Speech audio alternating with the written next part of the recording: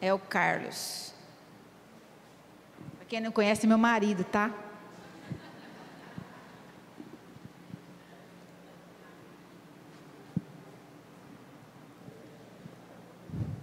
Boa noite a todos. É sempre um prazer muito grande trazer mensagens doutrinárias a todos nós. Eu sempre lembro que quando a gente prepara eu não digo uma palestra, na verdade é um estudo, que eu não me sinto um conferencista, nem um paletrista, né? Eu estudo, aí eu estudo e passo o que eu estudo. E até falei para a Fabiana começar no horário certo, porque tem muito conteúdo, mas muito. E difícil, muito difícil falar esse tema. A gente que trabalha com a espiritualidade, tanto superior como inferior, sofre muito invertidas, né? E dessa vez não foi diferente. Bom, esse tema, o suicídio, dentro das suas causas e consequências, lembrando que esse tema que nós vamos trazer hoje é na visão espírita, porque se você perguntar para um psicanalista o motivo do suicídio, ele vai te dar um motivo. Se você perguntar para o católico o motivo do suicídio, ele vai te dar um outro motivo. Se você perguntar para o psicólogo, ele vai te dar um outro motivo. Então, essas consequências e causas é a luz da doutrina espírita. O que é que os espíritos superiores nos traz de informações a respeito do suicídio? Esse tema foi escolhido em função de 2011 para 2017, que foi o último censo, os últimos dados estatísticos que trouxeram a respeito do suicídio. No mundo aumentou 33%. Da década de 60, 70 para cá, aumentou 63%. O suicídio entre adolescentes, entre crianças e idosos, aumentou 11%. Então eu falei, vai ser esse tema. Espero contribuir com todos vocês, comigo também, e com os espíritos que estão aqui hoje também para assistir sobre esse tema. A primeira coisa que nós temos que entender, em se tratando de espírito, já que nós somos espíritas, é que ninguém se destrói. Você pode se jogar na frente do trem, pular de alturas, colocar uma bomba no teu corpo e explodir no meio de uma multidão danada. Você só destrói o corpo físico, porque o espírito é indestrutível. Uma vez criado por Deus, esse espírito vai perpetuar, ele vai ter sua jornada infinita, eterna, em direção ao seio do Pai. É lógico que esse nosso trajeto em direção a Deus tem muitos percalços, muitas dificuldades, e todas essas dificuldades criadas por nós. E assim sendo, nós mesmos temos que sanar essas dificuldades. Não vai vir ninguém nem Deus, nem Jesus, nem teu anjo guardião, nem teu espírito amigo, ninguém resolveu o teu problema, é você. Então, nesse preâmbulo, se eu tirar minha vida, mediante a uma dificuldade, a um problema, além de eu ter que resolver esse problema numa oportunidade futura, além disso, eu criei outros problemas, que foi uma rebeldia suprema contra os desígnios de Deus. Então eu criei uma rebeldia contra a divindade. E quem assim age, responde muito caro. Responde muito caro.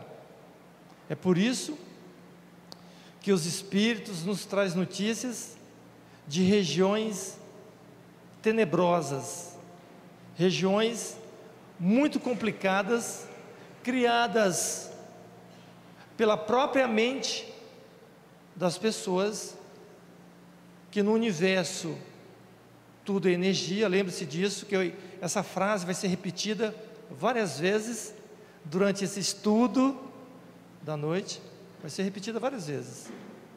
Tudo no universo é energia.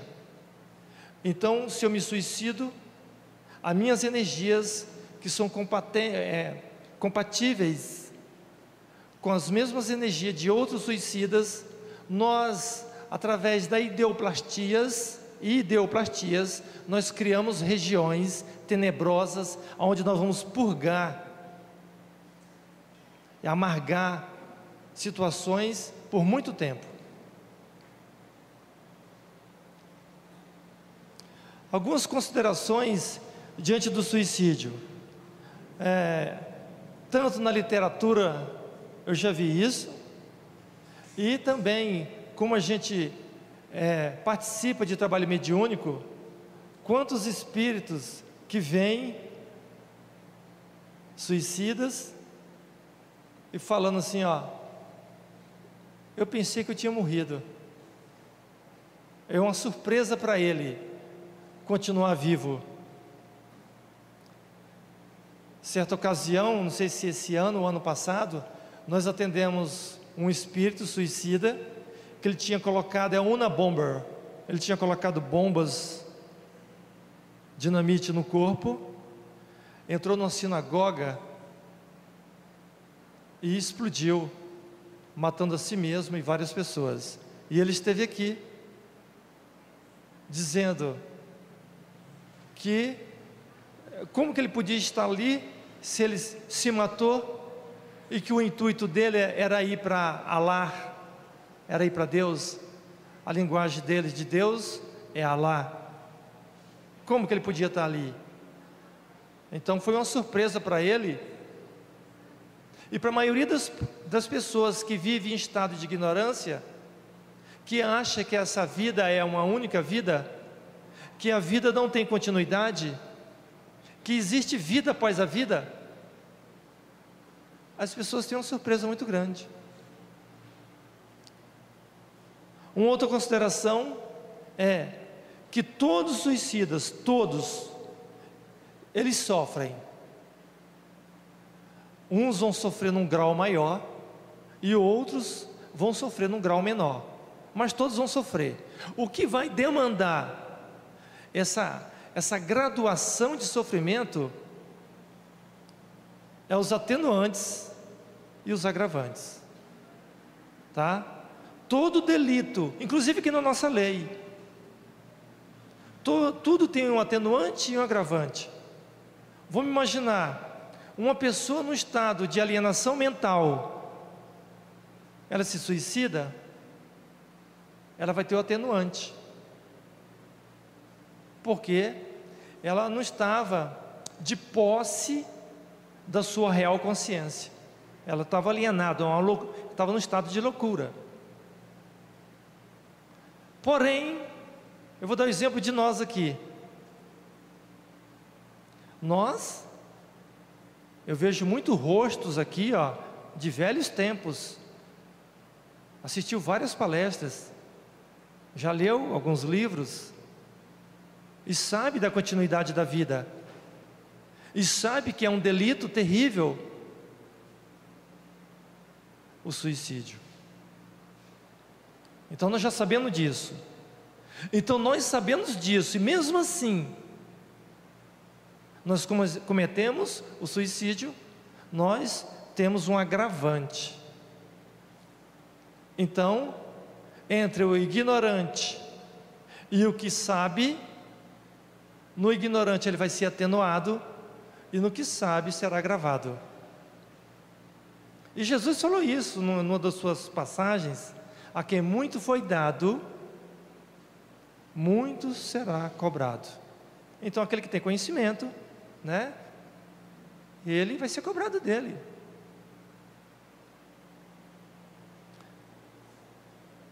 Olha o que diz Bezerra de Menezes: a vida é dádiva de Deus que ninguém pode perturbar.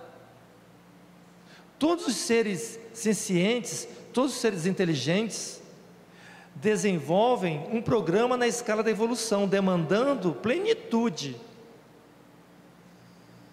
a caminho da meta da felicidade, da evolução plena, que é a nossa meta. E a gente conquista essa evolução, essa plenitude, através do corpo físico. O espírito utiliza do corpo físico para demandar a evolução, para proporcionar a evolução. Aí vem o indivíduo, porque perdeu o emprego, porque teve uma separação conjugal, porque não suportou a perda, entre aspas, que ninguém perde ninguém, a perda de um ente querido. Ele entra em nostalgia, em depressão, se suicida. Então preservar a vida, continua Bezerra, em todas as suas expressões, é dever inalienável de todos nós. Nós temos o dever, a obrigação, perante a nossa consciência e perante a consciência divina, de preservar a vida.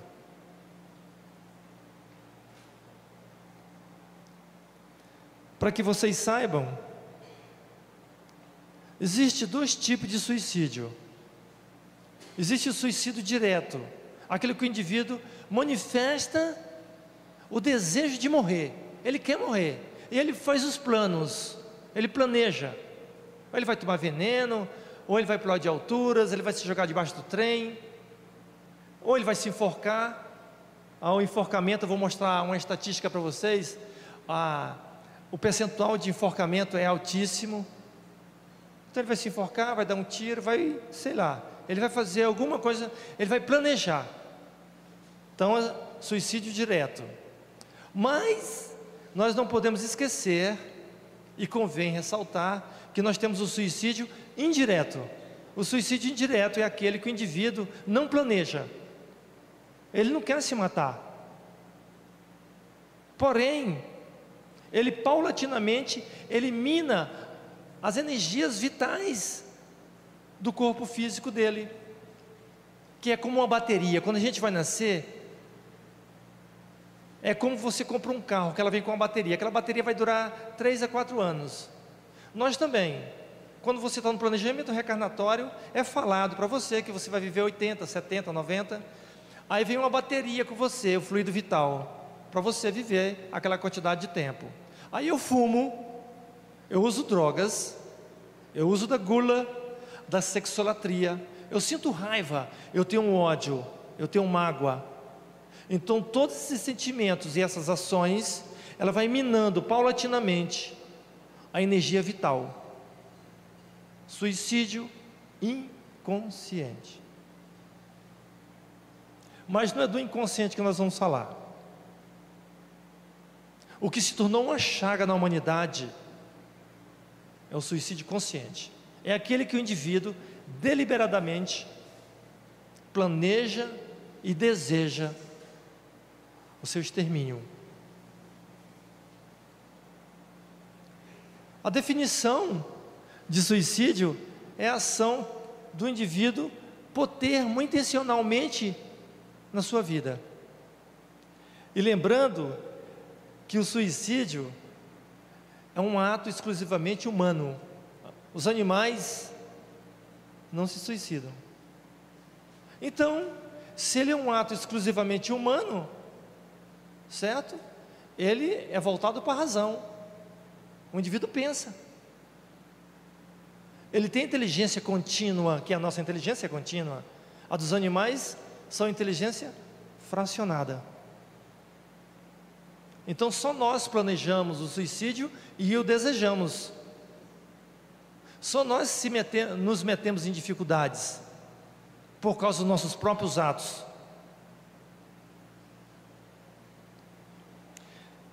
E fala também, interessante, todas as culturas, todos os povos têm suicídio. Alguns povos, como vocês vão ver aqui na estatística, têm o maior número de suicídio, outros povos têm o menor número de suicídio. O Brasil hoje está mais ou menos em 8º lugar.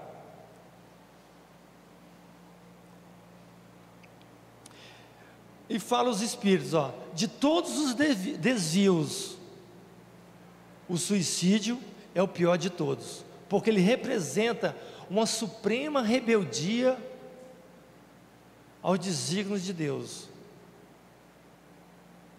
Deus deu a vida, Deus e somente Deus tira. Então, eutanásia, autoeutanásia, suicídio, isso aí é uma ação que representa também rebeldia à lei de Deus. Então, a doutrina espírita fala que o suicídio é considerado crime, porque importa nas transgressões da lei de Deus. E eu lembro que eu falei, o indivíduo, ele também pode apressar a perda das suas energias por extinção das forças vitais através das drogas, etc. Hoje, a gente sabe, a gente tem uma enfermeira amiga que ela falou que tem casos que os idosos dá-se o remédio a ele e ele não toma, só para ele desencarnar rápido. Gente, é um suicídio. Quando você diz que não quer mais viver, você já começou uma rebeldia contra a lei de Deus.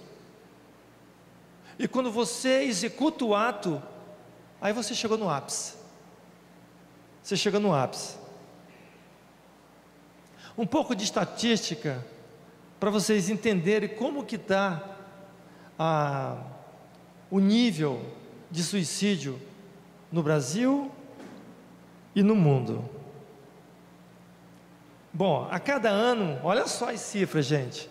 A cada ano, 1.300.000 pessoas se suicidam. Gente, 1.300.000 pessoas. É uma cidade de Campinas inteirinha por ano.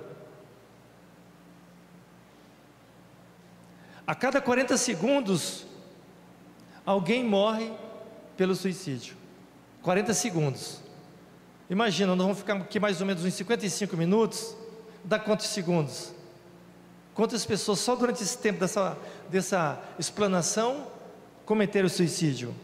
A cada 20 tentativas, uma é concretizada. Porque nem todo mundo que tenta o suicídio consegue. Desde 65, o índice mundial de suicídio aumentou 60%. O Brasil ocupa o 8º lugar no suicídio, tendo uma média de 12.000 suicídios por ano. Ele fica atrás da Índia, Lituânia, Ucrânia, Coreia do Sul, China, Rússia, Japão e Estados Unidos. A maior parte desses países aqui eu conheci. São pessoas fechadas, carrancudas. Diferente do Brasil. O Brasil era para ter um índice de suicídio muito baixo, porque as pessoas aqui, elas são pessoas alegres. Elas estão na dificuldade, mas têm alegria. mas a gente vai caracterizar aqui os motivos do suicídio, outros. A taxa de suicídio de 2001 a 2016 cresceu 33,6%. Nesse período, só para vocês terem uma ideia, o crescimento da população mundial foi 11,1%. E o nível de suicídio 33,6%. Ou seja, o nível de suicídio foi muito maior do que o nível de crescimento populacional. Incrível, né? Olha aí, ó. Aqui, ó. Em verde clarinho, ó, as tentativas. Em verde escuro, as concretizações. A gente vê, ó, e as tentativas estão aumentando e as concretizações também, ó. Olha o gráfico.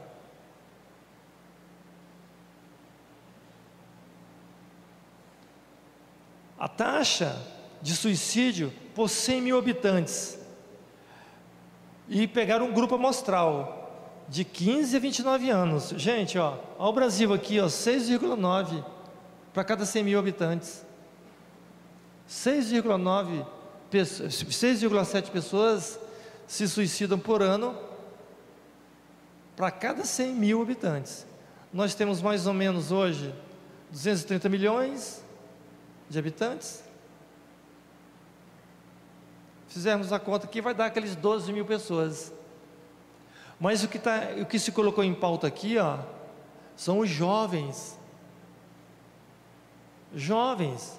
Pessoas, muitos daqui nem casaram, estão no primeiro emprego, às vezes nem arrumaram o primeiro emprego ainda. Às vezes eu vou falar, é problema financeiro. Não é. O problema está muito mais além do que a gente possa imaginar. Esse ano, nós somos de Ribeirão Preto, nós fomos lá visitar os parentes. Chegamos lá, nós tivemos uma triste notícia. Um moleque de 15 anos, um dos mais ricos de Ribeirão, é dono de shopping, dono de usina.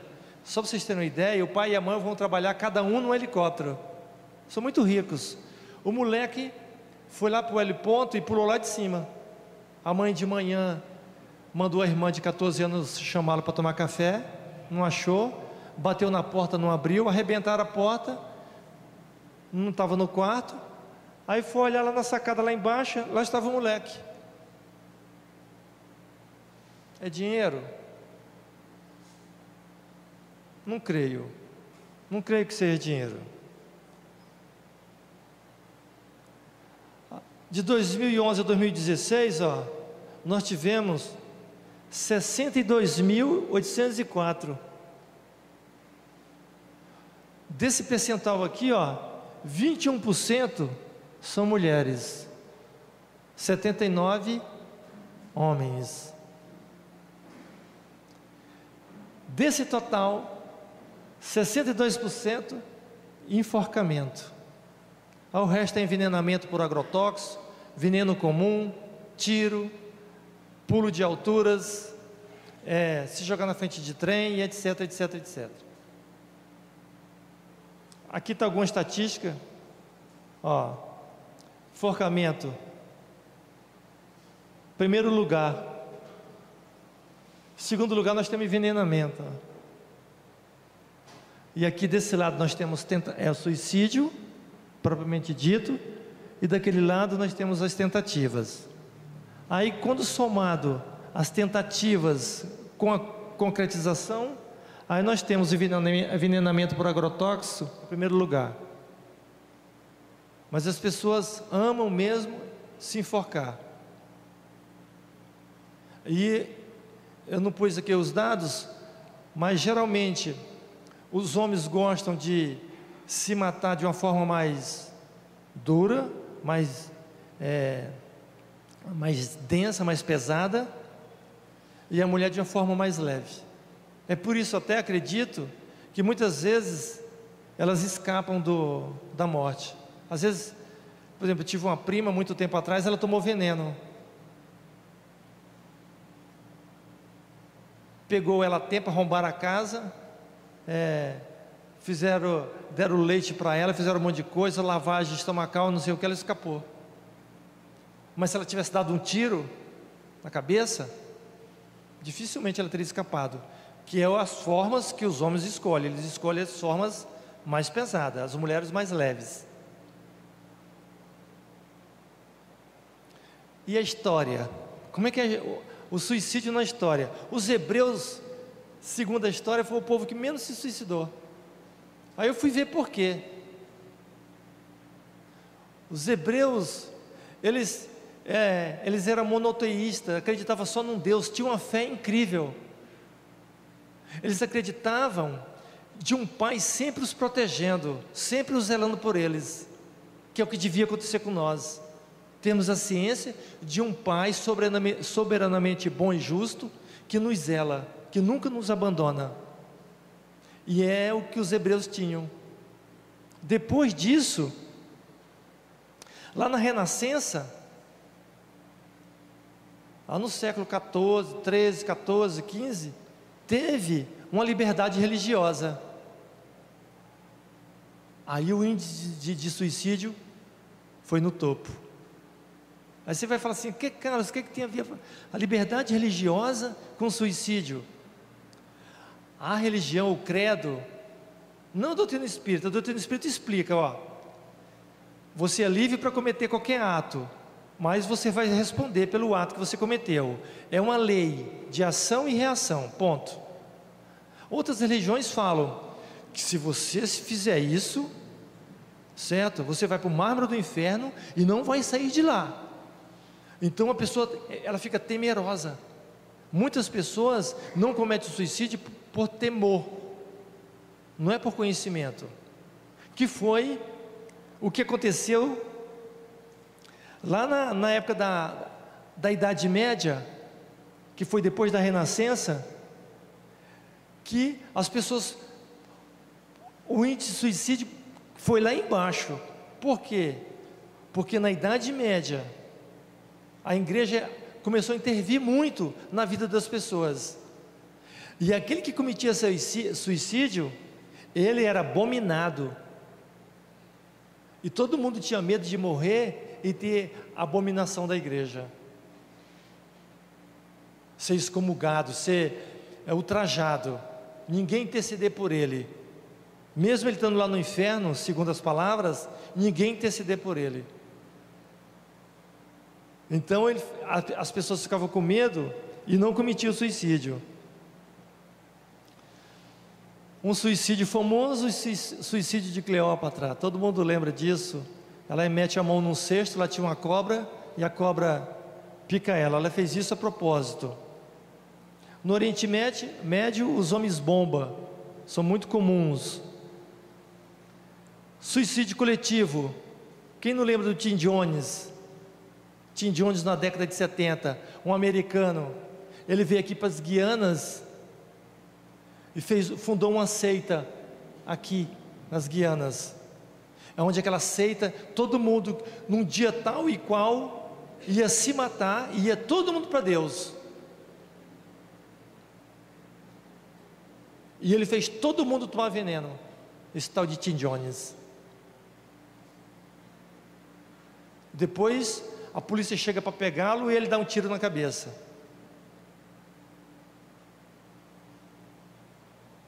Quem não lembra desse Koresh? Colocou todo mundo dentro de um templo gigante nos Estados Unidos. Isso aqui foi na década de 90. Colocou todo mundo dentro de um templo gigante, com as portas bem fortes mesmo, tudo travado por dentro. A polícia chegou, tentou arrebentar a porta, não conseguiu, e todo mundo se matou dentro do templo. Tudo levado por esses falsos pastores, que faz a indução hipnótica nas pessoas, e as pessoas ignorantes, que não buscam conhecimento, não buscam a verdade, como pregou Jesus, busca a verdade, porque a verdade vos libertará, e as pessoas não buscam, fica escutando os outros, inclusive nem a minha é para escutar. Eu adoro quando as pessoas saem daqui, Carlos, eu fui estudar, é exatamente aquilo que você falou, tem um negocinho que ali não bateu, é ótimo isso aí dá um questionamento, é legal. Temos que buscar a informação, só assim que a gente cresce. suicídio de Judas. Até hoje, gente, naquela semana da Páscoa, as pessoas fazem um boneco e fica batendo em Judas. Se vocês soubessem o que Judas faz hoje, a gente não faria isso. Hoje, só para vocês terem uma ideia, ele já resgatou, tá? Tudo que ele fez. Alguém tinha que fazer aquilo.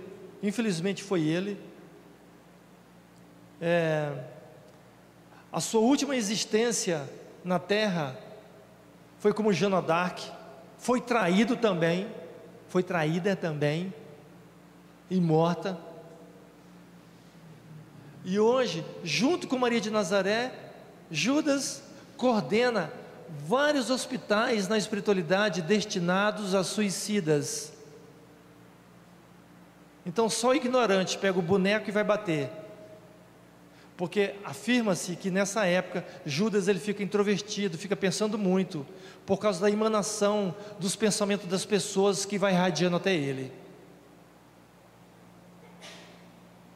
Os povos orientais, muitos se suicidam. Lá é muito comum, é até vulgar, considerado normal. As pessoas pego, por exemplo, um político que roubou, que fez alguma coisa, ele fica tão envergonhado que ele comete aquele tal de harakiri. Na Segunda Guerra Mundial, nós tínhamos os kamikazes, que eles enchiam os aviões de bomba e se jogavam contra os inimigos.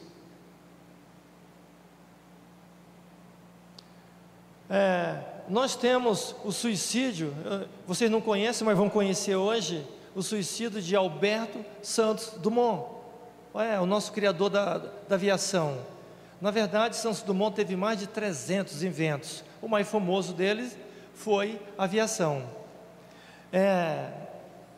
Lá nesse livro, O Ícaro Redimido, que conta a história de Santos Dumont por ele mesmo, através do Gilson Freire, que é um médium, e o mentor espiritual dele, que é o Adamastor. Aconteceu exatamente o que eu falei no início.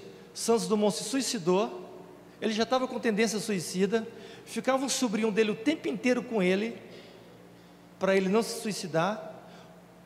O filho dele percebeu que ele estava dormindo, desceu no bar da esquina para fazer uma compra, não sei se foi cigarro, parece que foi cigarro.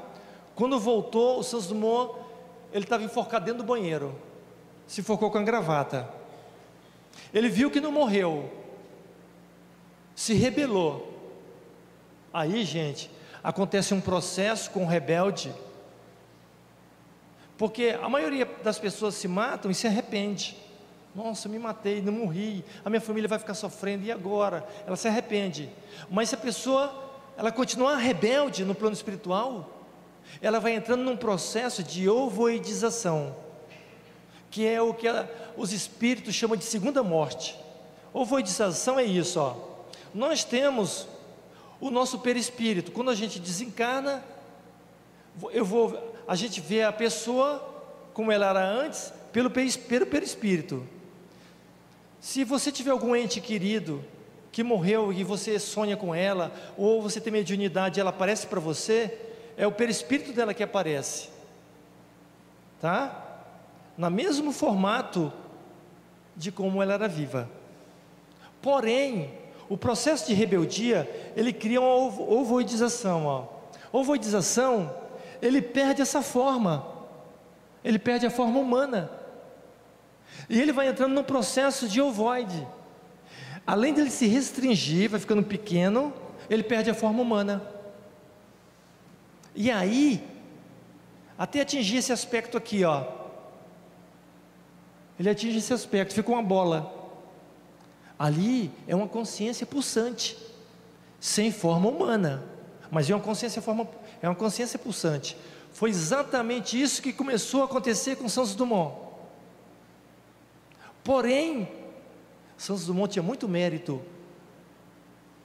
porque ele usou da sua fortuna, que ele era muito rico, para promover o bem da humanidade com seus inventos, o bem da humanidade. E, inclusive, ele criava os aviões, 14 bis, ele ia criando os aviões, ninguém queria voar. Ele era o cobaia. Quantas vezes ele caiu e se machucou? Se vocês lerem aquele livro que eu passei aqui, o Ícaro Redimido, vocês vão ver quantas vezes ele quase que morreu, na queda dos próprios inventos dele. Então ele tinha mérito. A espiritualidade se aproximou do ovoide, e através de um processo de hipnose e de retroação de memória, um processo demorado, difícil, fazer o espírito que perdeu a forma humana voltar a tê-la. É muito complexo. E aí, paulatinamente, Santos Dumont foi fazendo um processo inverso, os espíritos foram fazendo com ele, até ele adquirir realmente e novamente a forma humana. Quando isso não acontece, o indivíduo não tem mérito, olha o que acontece, ó.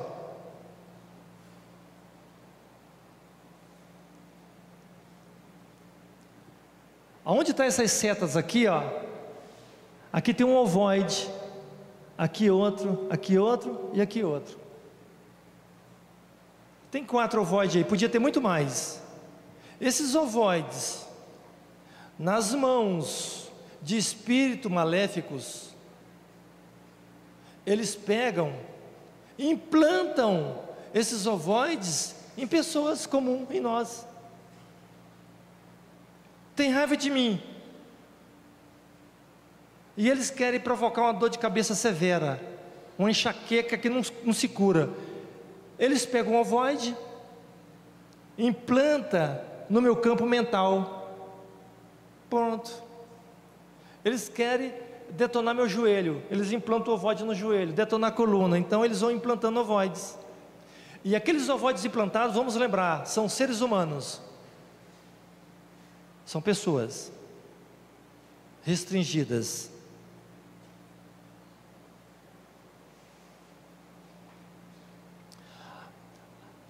Emmanuel, ele narra algumas causas do suicídio. Então ele fala loucura, um indivíduo que está louco, alucinado, com alienações mentais, ele em algum momento, ele pode promover o suicídio.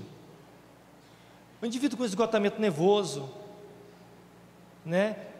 Ele se esgotou tanto, ele chegou no ápice do estágio dele. Então, ele também pode cometer um suicídio. Tédio da vida. O indivíduo tem o tédio da vida, a primeira coisa que acontece, ele perde a alegria de viver.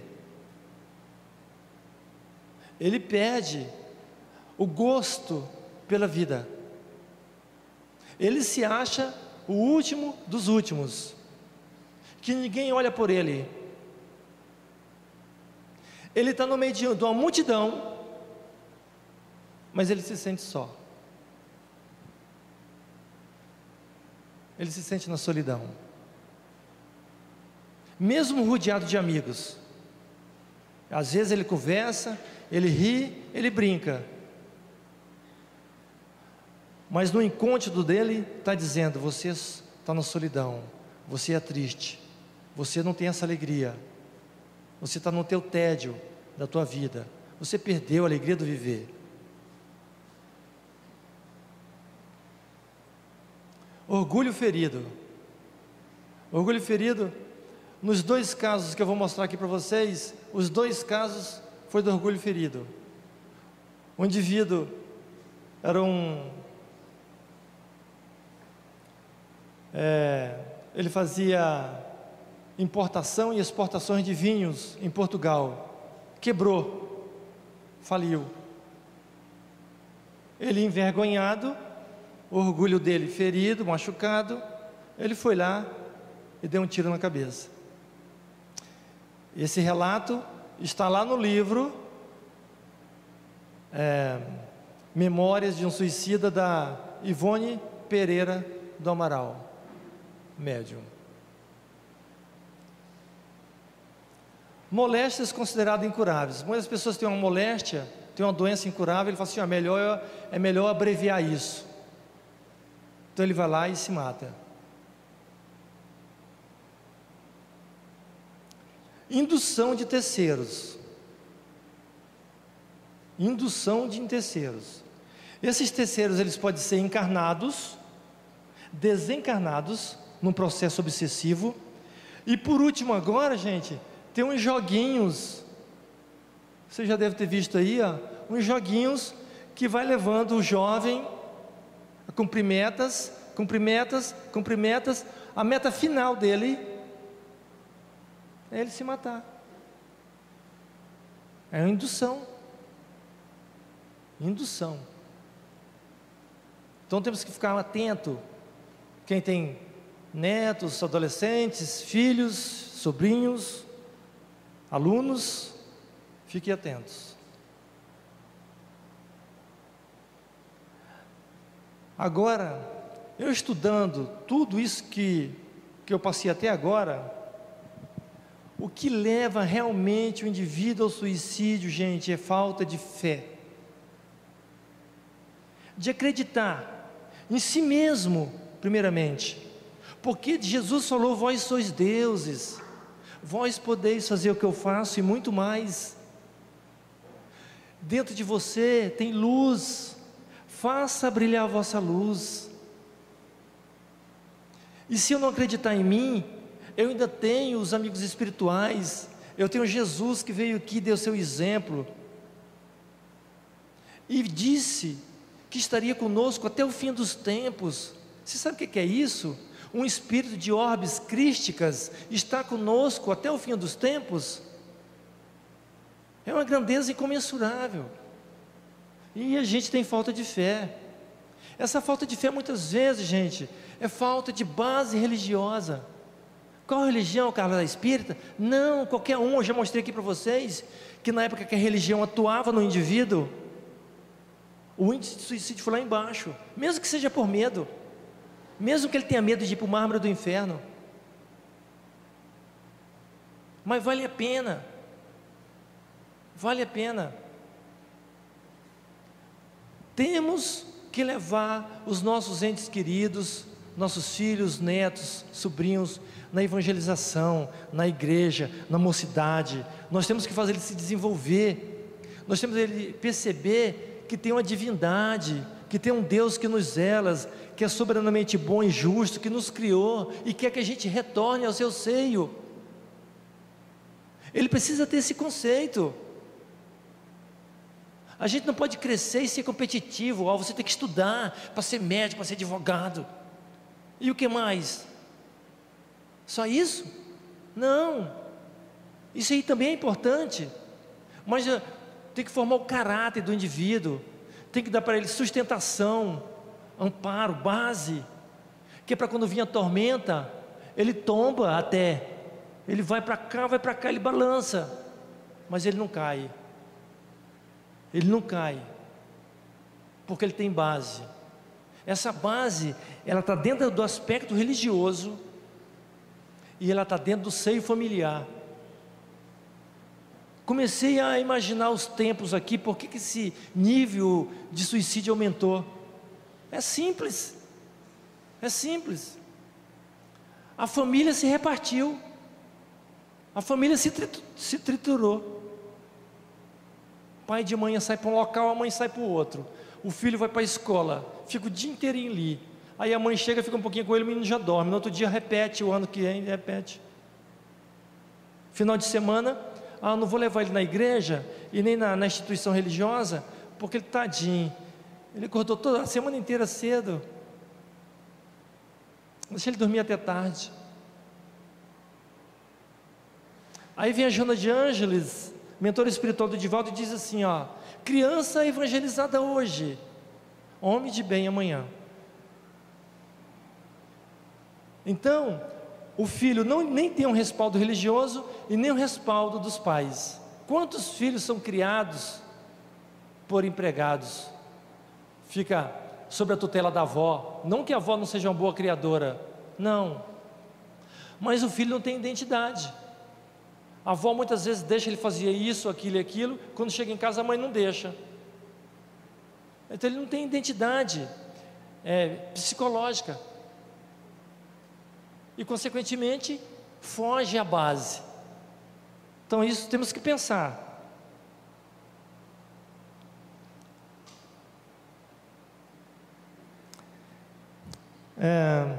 Dentro das causas do suicídio, nós temos as causas embasadas dentro dos aspectos biológicos, psicológicos e sociológicos.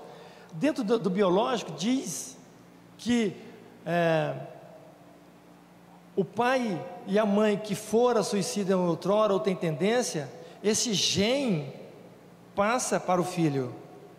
Se o pai bebe, usa drogas, quando a mãe estava grávida, etc., ele pode ter uma tendência de beber quando ele estiver na adolescência ou adulto.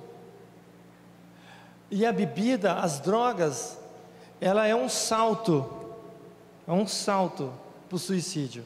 Se o indivíduo não tem base e ainda ele usa drogas ou bebe, gente, é um pulo. Depois nós temos os aspectos psicológicos, né? Que delírios, depressões, as melancolias, os desequilíbrios, as perturbações mentais, tudo isso pode levar o indivíduo ao suicídio. Isso aqui tem que ser um estudo, gente, não uma palestra. Tem que ser um estudo.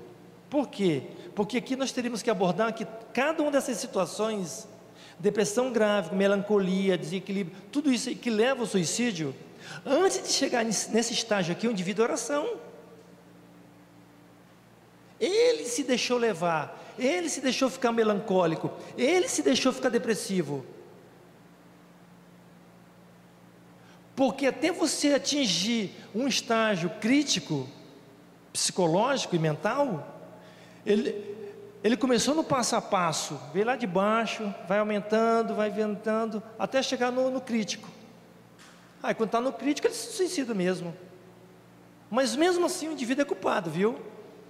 Lembra que eu falei? Atenuante e agravante. Ele pode até atenuante, ele pode até ter atenuante, mas ele é culpado. Então, esse Carl Menninger, ele, junto com as teorias de Freud, ele falou que todo indivíduo que tem o ímpeto de suicídio, ele tem desejo de matar, de morrer ou de ser morto. Aqui, ó, desejo de matar, de morrer ou de ser morto. Que o de matar está dentro da vingança, o de morrer está dentro da depressão ou desespero, e o de ser morto na culpa. Então ele se culpa, e ele acha que se o outro exterminar ele, não tem problema. Então esses são aspectos psicológicos bem avançados. Por isso que eu digo que tem que estudar isso aí profundamente, para entender melhor. E na visão sociológica, né? Às vezes as pessoas se suicidam para evitar conflitos, ou conflito familiar, conflito de emprego, conflito disso, conflito daquilo, envergonha, etc, etc. Fala assim, eu não vou passar vergonha.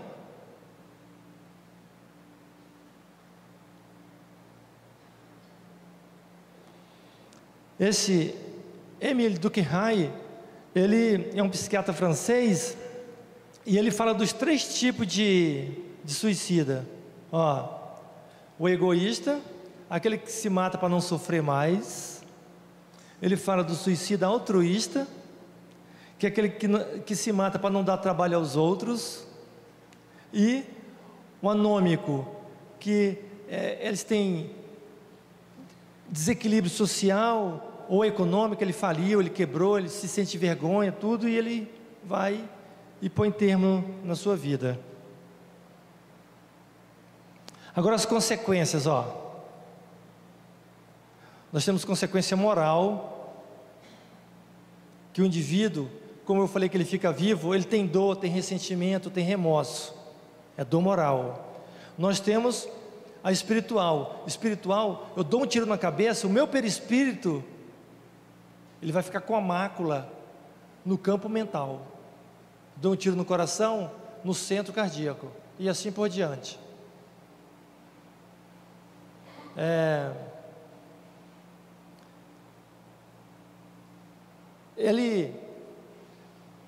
Quando você vai promover uma próxima existência, como a região do perispírito está maculada, ele vai refletir no corpo físico, no novo corpo, de modo que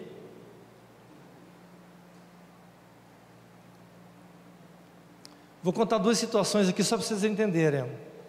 Um é do Jerônimo e o outro é do Camilo Castelo Branco. Camilo Castelo Branco foi um grande escritor português. Aliás, ele era tão bom escritor que ele foi resgatado com 12 pessoas do umbral, e ele foi escolhido para ditar o livro para Ivone Pereira do Amaral, a médium. Por quê? Porque ele tinha habilidade com as letras, com as palavras, que ele era o escritor. Então o livro Memória do Suicida foi ditado por Camilo Castelo Branco, tá?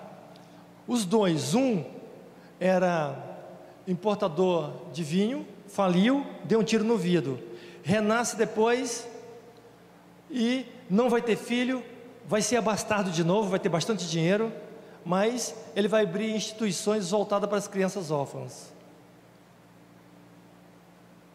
O Camilo, ele trabalha por 40 anos no umbral, ajudando outros suicidas.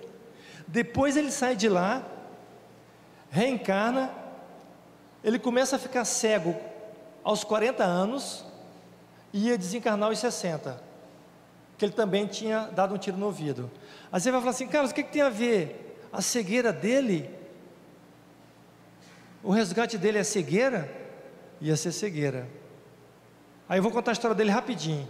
Há 4 séculos atrás, dessa época aqui, antes dele ser Camilo, ele era um inquisitor. Na Idade Média, se tornou um padre, inquisitor. Quem é um inquisitor é que faz inquisição, para ver se faz julgamento nas pessoas e manda ela para a fogueira ou não. E quando ele era jovem, ele estava noivo de uma pessoa, morava na beira do mar, e aquela pessoa, um navio chegou, a noiva dele se interessou pelo marinheiro, ela foi embora com ele, e ele jurou a ele mesmo fazer vingança. Ele estudou, se tornou padre, etc, foi estudando, se tornou um padre inquisitor, viajou lá para a Espanha, procurou saber onde que eles moravam, plantaram um livro de bruxaria dentro da casa deles, dos dois, e aí foi os guardas da Santa Igreja, viram aqueles livros de bruxaria ali, pegaram ele e levaram para a igreja para ser julgado. Esse padre levou ele, o marido dela, lá para o calabouço, pegou aqueles ferros em brasa e aproximou dos 2 olhos dele, ele amarrado no calabouço, cegou os 2 olhos. Há 400 anos atrás, ele vem resgatar isso depois como Camilo, e depois ele vai resgatar pelo tiro. Aquilo que a gente faz à vista, a gente resgata a prestações. Olha a benevolência de Deus.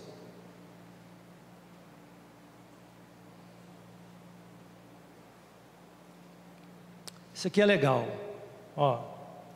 Joana de Ângeles e Emmanuel, ela traz algumas coisas de como reencarna um suicida, tá? Aquele que estoura o crânio, ó, ele nasce com idiotia, surdez, mudez, conforme a parte do cérebro afetada. Quem se enforcou, nasce com paraplegia infantil. Quem morreu por afogamento ou inalou gás, enfisema pulmonar, cistos pulmonares, patologias nas vias aéreas. Tiro no coração, renasce com cardiopatias congênitas e irreversíveis. O indivíduo tem sopro no coração, tem isso, tem aquilo outro, as cardiopatias. Mas o que esse indivíduo tem cardiopatia? Então a doutrina espírita explica. Quem se suicidou pelos tóxicos ou veneno, sofre sob o tormento das deformações congênitas, das úlceras gástricas, dos cânceres. Pessoas que se atiraram de alturas, distrofia muscular.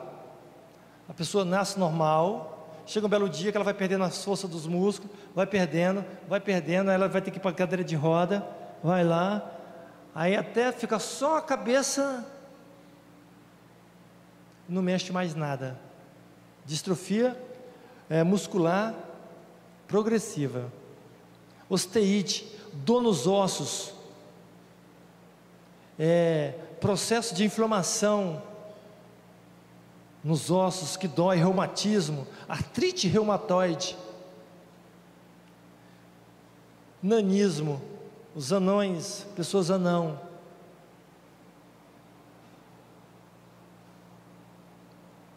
pessoas que jogaram fogo no próprio corpo, ictiose, pênfigo, ou fogo selvagem. Se vocês nunca viram fogo selvagem, procurem ver, ou em revista, livros, terrível. Uma bolha sara, nasce outras bolhas, várias bolhas no corpo, fica em carne viva.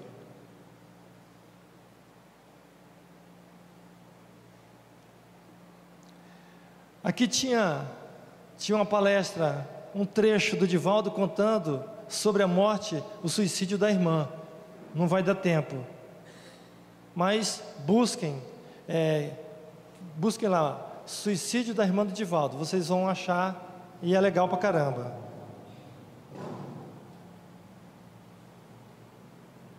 Então, nesses Memórias do Suicida fala de vales, dores terríveis, o indivíduo sendo comido por germes, ele fica vendo, rememorando aquilo. Esse suicida aqui do Memória do Suicida, do livro, eles contam que vê N vezes, infinitas vezes, ele fazendo o ato contra ele, o tempo inteiro. Olha a dor, gente, que olha o sacrifício, olha a penúria. A única coisa que funciona ali, é a intercessão dos outros, pela fé, pela prece. Se eu não ensinei meus entes queridos a fazer prece, quem vai socorrer, quem vai interceder por mim? Eu tenho que fazer o máximo de bem que eu puder aqui, porque eu não posso contar com a intercessão dos outros, eu tenho que contar com as minhas benevolências, para mim ter mérito, porque se porventura, longe disso, a gente comete algum desatino, a gente pelo menos tem mérito para ser socorrido. Pensemos nisso.